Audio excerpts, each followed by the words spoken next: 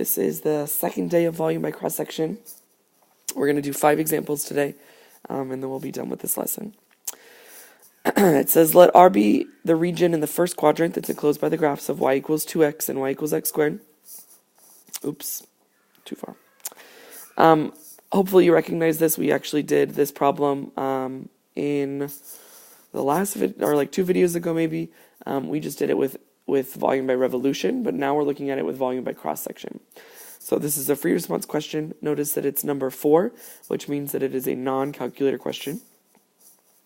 It says another solid, so this is part C. Part B must have been the volume by revolution. Another solid has the same base R. For this solid, the cross-section perpendicular to the y-axis are squares. Now notice that we've changed it. Now they're perpendicular to the y-axis instead of perpendicular to the x-axis. That means everything is going to be in terms of y instead of in terms of x. It says write but do not evaluate an integral expression for the volume of the solid. So let me draw one of these squares.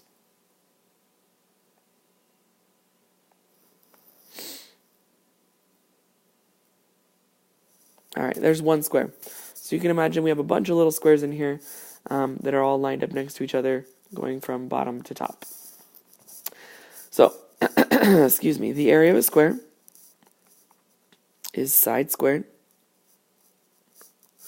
I need to write this as an expression in terms of y, because I'm perpendicular to the y-axis this time. So if I turn my head to the right, top minus bottom is going to be this quadratic function minus this linear function. But remember, I can't have these equations in terms of x, I have to have them in terms of y. So this quadratic function, instead of being y equals x squared, is going to be x equals the square root of y. And this linear function, instead of being y equals 2x, is going to be x equals y over 2. So, top function minus bottom function is going to be, the top is the square root of y, the bottom is y over 2, and that's how to represent the length of this bottom side that's in the square right here. And then to make it the area, it's just going to be that length squared, because area of a square is side squared, so we have to square that. The volume formula is volume equals the integral from the lowest point to the highest point, since we're in terms of y. The lowest point is at y equals 0. The highest point is at y equals 4. So from 0 to 4 of this area dx. Again, you don't need to evaluate it. They just want you to write the integral expression. There's the integral expression. And I would maybe just draw a little arrow to show, here's my my expression for how to represent the area of this integral expression. Oops, I did make one mistake though. This should not be a dx, this should be a dy. So my limits of integration are in terms of y, my functions are in terms of y, and now my integral is also in terms of y. Alright, let's look at the next one.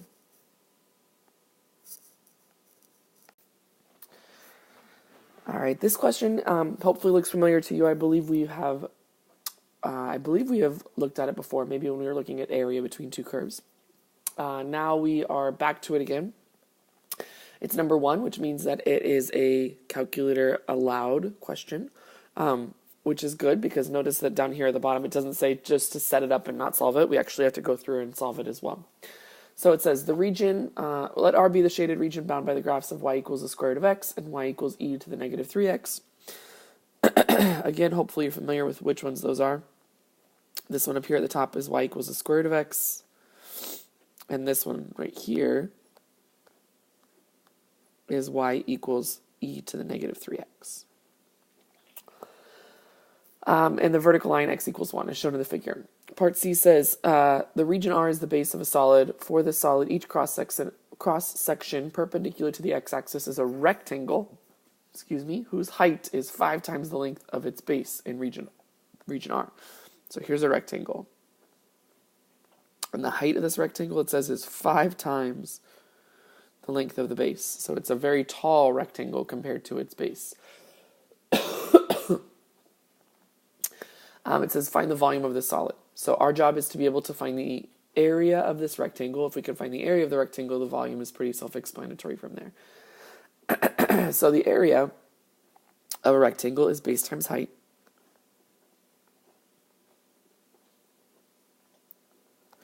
The base is pretty obvious to find because the base is just top function minus bottom function. So in this case, the top function is the square root of x, and the bottom function is e to the negative 3x. So the base is the square root of x minus e to the power of negative 3x. And then the height is just 5 times that. That's what it says right here. The height of the rectangle is 5 times the length of the base. So it's 5 times the square root of x minus e to the negative 3x. So there's my formula for area. For the volume,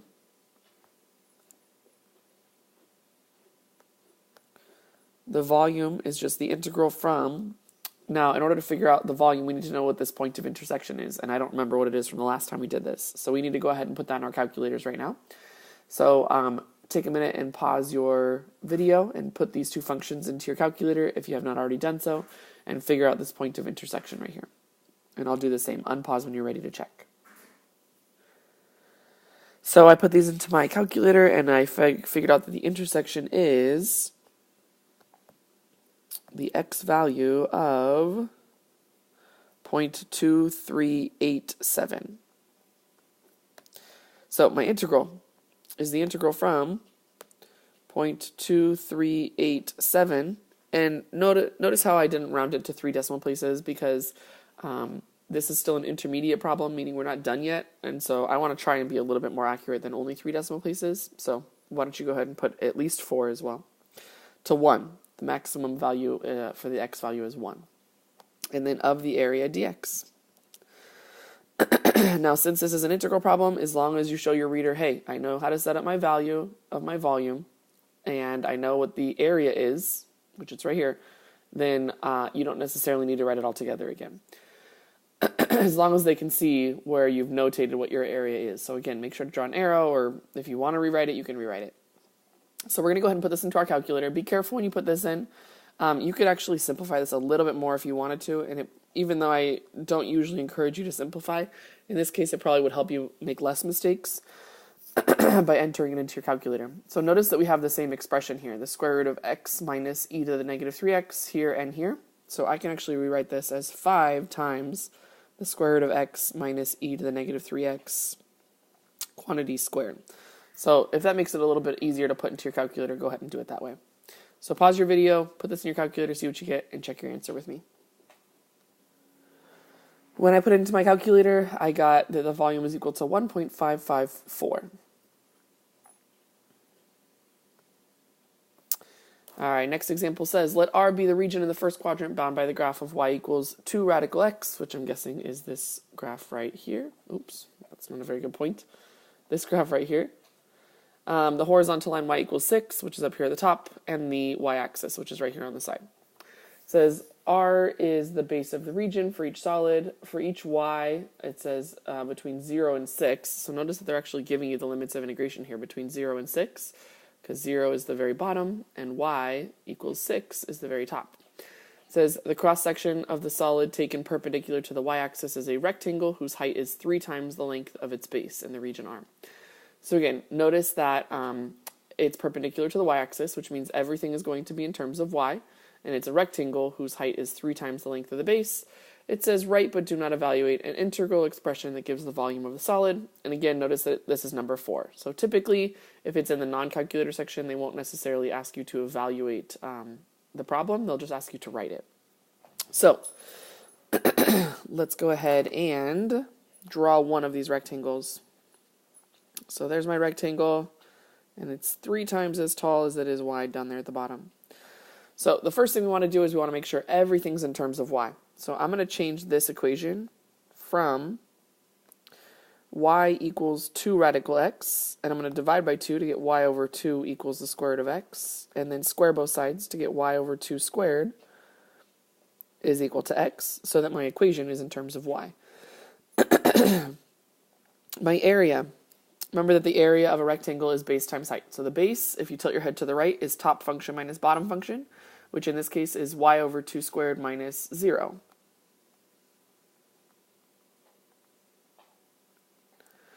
All right, that's a representation of the base. And then we have to multiply that times the height. And remember that the height is 3 times the length of the base. So y over 2 squared minus 0 again. So that is a lot of stuff, but technically that's a correct answer. Notice that be careful with your parentheses, like see how that we have this parenthesis that's opening and this one that's closing it, and we have another one here that's open and this one closes it, and we have another one here that's open and this one closes it. Make sure that when you write all this out that you're writing it appropriately. If you wanted to simplify it a little bit more to make sure that the reader understood what you were talking about, you could. So maybe like writing y over 2 quantity squared times 3 and then y over 2 quantity squared again without those zeros. But I'm going to leave my area like that because, like I said, we don't need to evaluate. We don't need to plug it into our calculator. All we need to do is convince the reader that we know how to find the volume, which is the integral in terms of y from 0 up to 6 of the area dy. And that is my answer. And I'm going to draw a little arrow to show my reader that I know how to find the area. Therefore, my limits are in terms of y, my functions are in terms of y, and my integral is in terms of y. And that's how you find the volume of this solid. For the next example, it's number 2. So this is in the calculator section again. We're probably going to have to find an answer, not just set up an integral expression. It says, let R be the region in the first quadrant bound by the x-axis, which is right here. The graphs of y equals ln of x, that's this one right here. This is ln of x. And line y equals 5 minus x, that's this one right here, 5 minus x. It says, as shown in the figure above.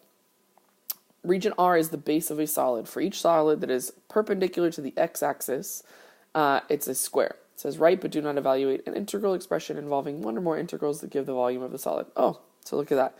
They don't even need us to calculate it, but they do want us to write it. Now this one has a little bit of a trick to it, and I could have told you that because of the fact that it's in the calculator section, but they're not actually asking us to solve it. It's because they're expecting that it's going to take a little bit more time to actually set up the problem, that they don't want to waste your time plugging it in the calculator. Because they figure if you can set it up, then if they had given you more time, you could have found an answer from the calculator anyway. So let's keep in mind that when we're actually going through this. So I'm going to draw it. These are squares. I'm going to draw one square perpendicular to the x-axis. And it looks like this. Alright, so remember that the area of a square is side squared. And in this case, the side would be top minus bottom. So that would be ln of x minus 0, which is just ln of x.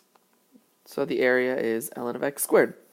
So you might come down here and you might think, oh, okay, great. My volume is the integral from 1 to 1, 2, 3, 4.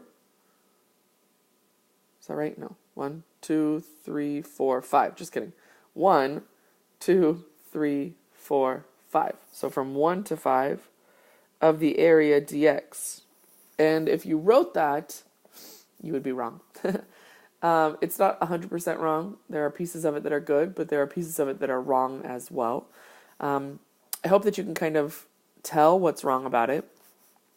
And the thing that we have an issue with here is the fact that we didn't work with this function at all.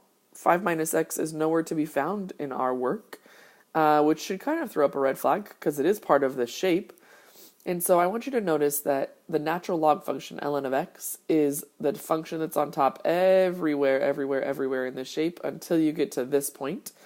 And then once we get to this point, we stop looking at the natural log function, and now we have a different function on top, and it's this line 5 minus x. So what we need to do is we actually need to split up this integral into two integrals, and we're going to divide it right here. All right, we're going to divide it right down there in the middle so that we can set up two integrals. One of them with ln of x on top and 0 on the bottom, and the other one with 5 minus x on top and 0 on the bottom. So I'm going to erase this down here. The first thing we need to do is we need to figure out this point of intersection. Now, good thing this is in the calculator section because it would be difficult to solve this equation by hand.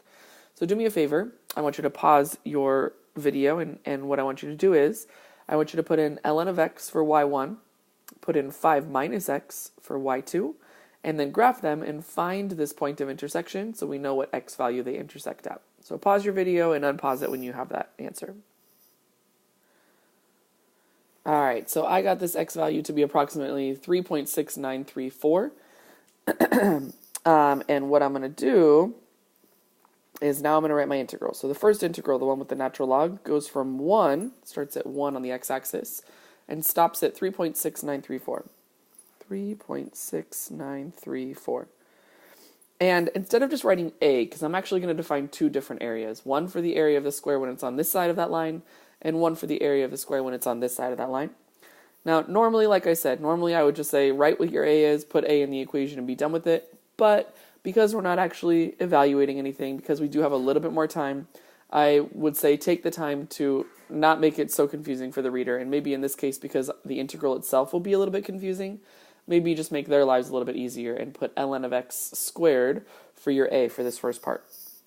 So right here, I'm just going to put ln of x squared dx.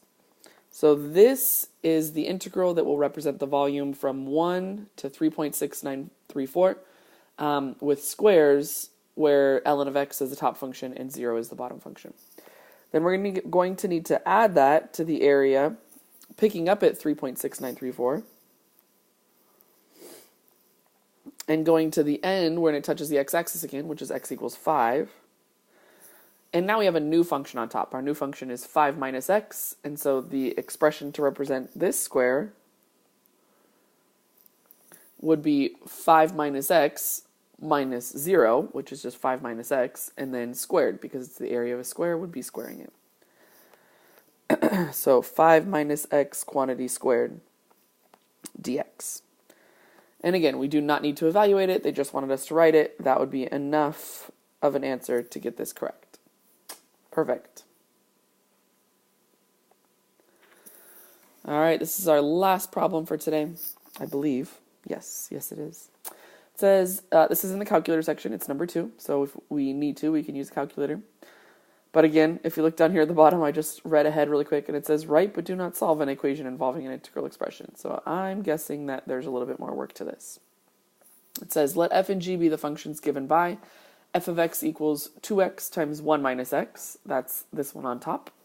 And g is this function down here on the bottom, which is 3 times x minus 1 times the square root of x, in between 0 and 1. It says the graphs of f and g are shown in the figure above. C, let h be the function given by h of x equals k times x times 1 minus x. So I'm not really quite sure where they're going with this yet, but I so far have already recognized similarities between h of x and f of x. The only difference between them is that f of x has this 2 in front of it, and h of x has a k in front of it. But other than that, it's the same equation. So remember that 2 is just an a value. It's a stretch factor. So k is just a different stretch factor, meaning it's not going to change the zeros. It'll still go through the points. It'll still go through the point 0, 0, and 1, 0. It's just that it might be a little bit taller or a little bit shorter depending on different k values. So, like I said, who knows what this means yet, but that's just something I noticed and something that we might need going forward. It says for each k greater than 0, the region, which is not shown, enclosed by the graphs of h and g, so they haven't changed g, but they are saying that h may change a little bit. So enclosed by the graphs of h and g is the base of a solid with square cross sections perpendicular to the x-axis. So if I can draw one of these, it looks like this. All right, there's my squares. Again, this is the function f of x, and they want us to do it with h, but just pretend that this is like maybe just a little bit taller or a little bit shorter. So know that that top function could change in its height, but still creating a square. It says there is a value of k for which the volume of this solid is equal to 15. Write but do not solve an equation involving an integral expression that could be used to find the value of k. So you may or may not find this to be confusing, but let's try to see if we can walk through it together and understand it together. First things first, let's see if we can find an expression to represent the volume of this solid. I know that the area of a square is side squared, and the length of this side is represented by the top function minus the bottom function.